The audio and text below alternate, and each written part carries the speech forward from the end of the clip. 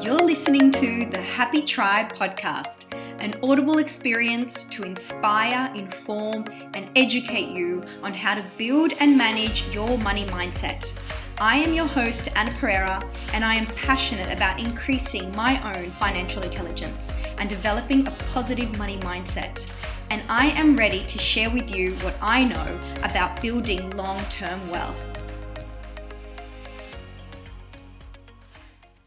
Hey guys, welcome to episode 3 of the Happy Tribe podcast. I want to thank you for hanging out with me once again and for listening so far to the first 2 episodes.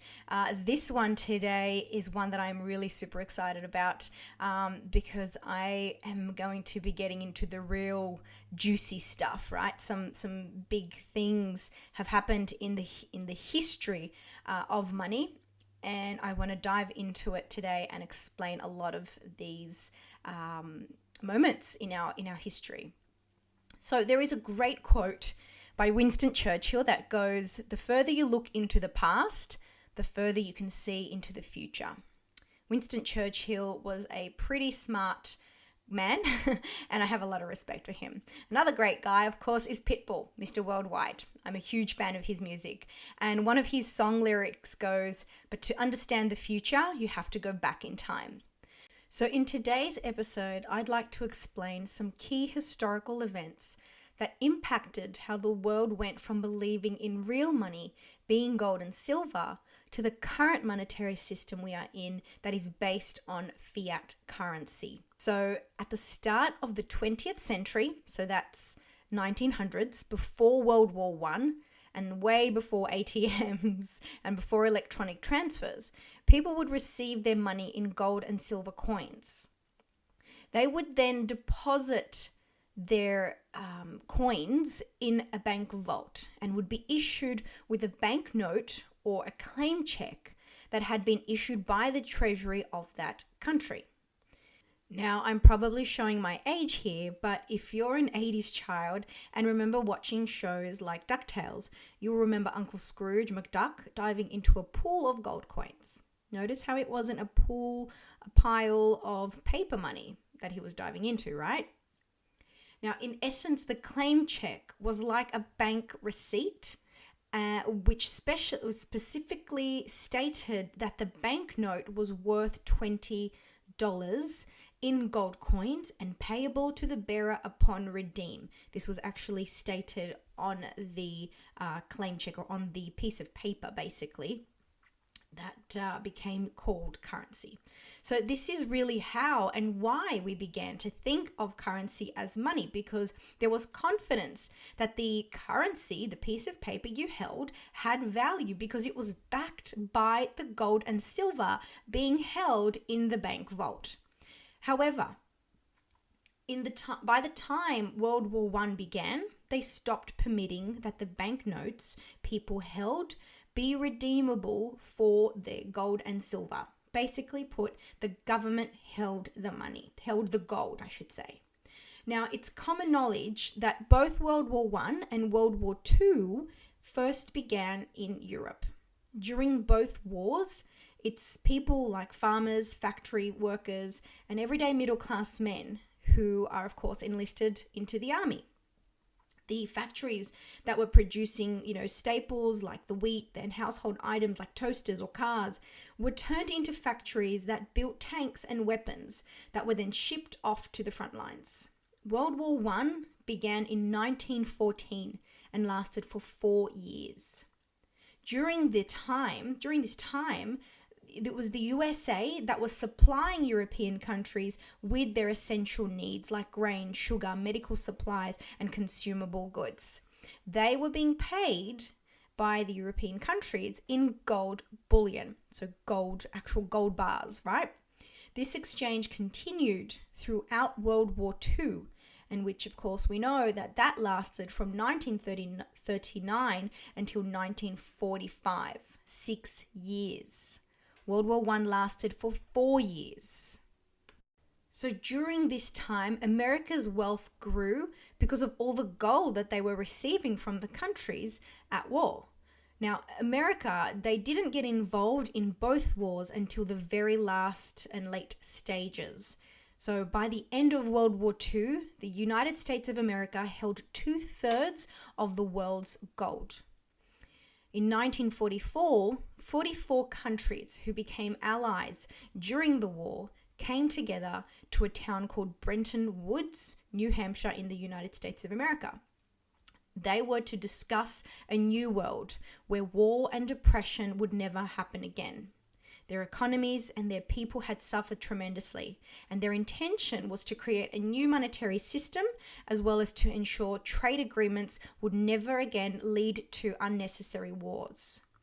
Now, several things were agreed upon during the negotiations at Bretton Woods. Number one, the IMF, or International Monetary Fund, was created. The objective here was for the IMF to be helping countries who have problems with currency, with debt, paying off that debt. In essence, they act as an advisor to that country. Number two was the World Bank. They were created to assist the poor developing countries. They believed that it was because of the Great Depression that it led people into believing in leaders like Adolf Hitler, who promised to lead the country out of misery. The World Bank is supposed to work with poor countries to lend them money and then help their economies prosper. It was the World Bank and the IMF that intervened and bailed out Greece in 2015. Number three is the World Trade Organization, or the WTO. They were created to act as a type of courtroom to ensure fair trading between countries and make sure that these countries follow the rules. The most important part, I believe, of the Bretton Woods system was that gold would be tied together to the US dollar, meaning that $1 would hold its value only because it was backed by gold. So in this case, it was 1/20th, which means 20 paper dollars, right? So 20 paper bill dollars bought you 1 ounce of pure bullion gold.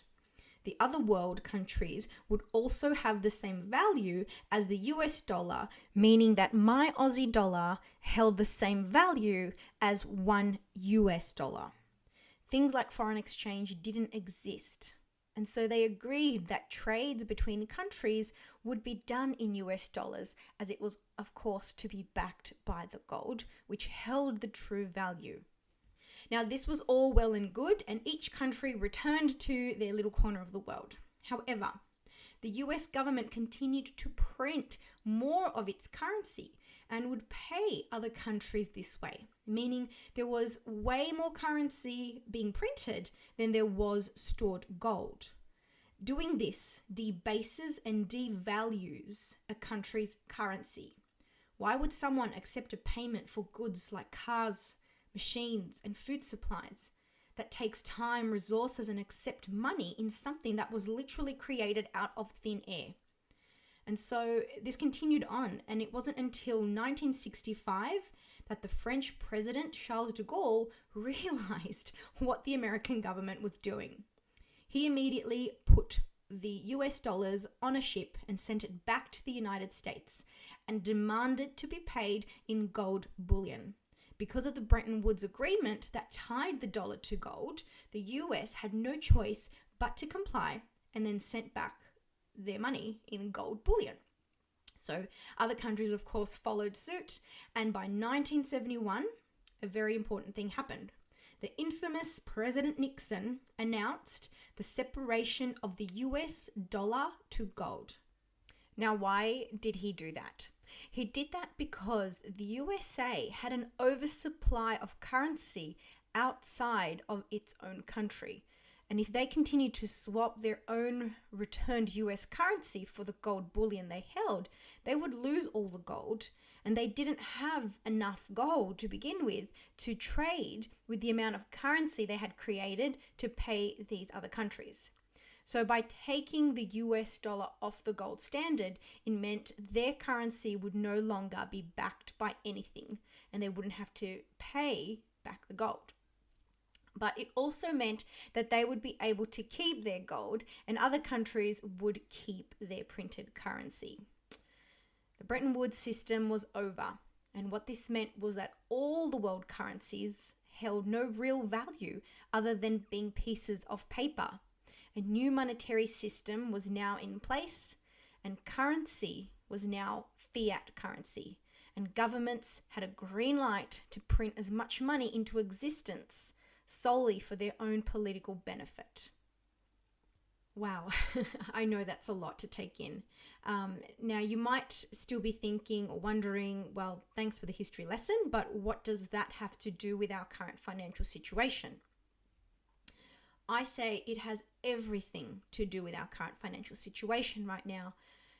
Every time you switch on the news, you are being told about how the government intends to get the economy back on track, and how it's all COVID-19's fault that we had to shut down the economy and are now heading into a global depression. Please note that I said depression and not recession, because that is exactly where we are headed, unfortunately. Again, the media is going to downplay it and tell us that it's only a recession, only because they don't want to tell us the truth. You and I are hearing about a stimulus package for JobKeeper, JobSeeker, a package for a small business and how they intend to bail out the airlines and big corporation. A stimulus package implies that it will help get the economy moving again, when the truth is that stimulus basically means stealing wealth from our future generations. The debt that is being created today will be paid for by our children, our children's children, and our children's children's children. When does it ever stop? Let me paint a picture of what I mean. The Prime Minister or President, depending on where in the world you are, has a big checkbook. However, unlike our own checkbooks, which are tied to a bank account where currency is stored in digital form, the bank check that they use is tied to a non-existent account. There is no money in their account. It's fake, doesn't exist. With this check, they hold a treasury auction and sell parts of that check and rename it a bond. Think of a bond as more of an IOU. So let's say that a bond is for $100 and 5 banks take $20 each. They then take their bond or their IOU over to the Reserve Bank, who prints out the currency, and just like that, poof, currency is created. They promise to pay back the borrowed amount with 2% interest. Then they sell off this debt as credit to you and I in the form of a loan with a 5% interest. The Treasury also creates its own bonds and has the Reserve Bank print out some currency for each government department, who then uses the currency to develop its own projects. It pays its government employees, who of course also then pay taxes. All of this currency created from that one single check that was really a fake to begin with. However, governments get away with this because they call it deficit spending. The amount that was written on the original check is then added onto the tally of the country's total debt. When you hear the term deficit spending, so big I can't even pronounce it right now. When you hear the term deficit spending on the news, you will now understand that what that means is we don't have money, so we are going to make some up and add it to your tax bill later on. To put it in plain English, they are stealing the wealth of our future generations. And this is only the tip of the iceberg. It's a complex system, and it's designed that way to keep you confused and unaware. It's why they don't want us to have financial intelligence, because when we do, you and I start to realize that the entire world's monetary system is one big scam, one big giant pyramid scheme to keep you and I in the employee column. It's why they are so keen to get us back into our 9 to 5s and keep us there, so we can continue to be distracted and none the wiser of the government scam that has enslaved us for generations and intends to enslave our children as well. So, okay, I know that's a lot of information to absorb in one go. Believe me, I know. I'm not someone who I consider myself extremely bright. I'm just an average person, and maths was never even my strongest subject at school. I actually hated maths. But my point is this: us, the people, we are the ones who can change this system by becoming aware of how it works, by becoming conscious and open-minded about how the financial system is designed to legally steal wealth from the middle class and continue to allow the elites of the world to control the masses. But that's where it can and is changing. The more you and I learn, the more you'll know, the more you know, the more you can grow. I'm not sure if that's a quote from Dr. Seuss, but it sounded really good in my head. So I want to wrap it up here for now, as I know it's a lot of information to take in, but I'd really like to encourage you to do some research. There are so many awesome videos on YouTube where I have learnt from and understood and helped me to understand things like bonds, futures, derivatives, etc., or even about the Bretton Woods system. One of my favorite people to learn from is a man named Mike Maloney. I will try and link up an episode by Mike Maloney which explains in animated form exactly how the monetary system works. It's by far one of the greatest videos I have watched and opened up my mind and expanded my perspective. I highly recommend watching it. If you do, I would love to hear your thoughts on it, what you took away from it, and if there is anything that you didn't quite understand. My intention with this podcast is to inform as many people as possible about the truth of our financial system and how to increase your financial intelligence and awaken the financial genius that I know is within you. Remember that only you can change your financial situation by seeking out knowledge for yourselves and the information that was kept from us during our school years. All right, I'm going to wrap it up here. So thank you so much for listening. If you learnt something by listening to this podcast today, please share it with your friends and family. I honestly believe it is so important that we start having more open conversations around money matters and financial matters, so let's have a chat. Till next time, ciao for now.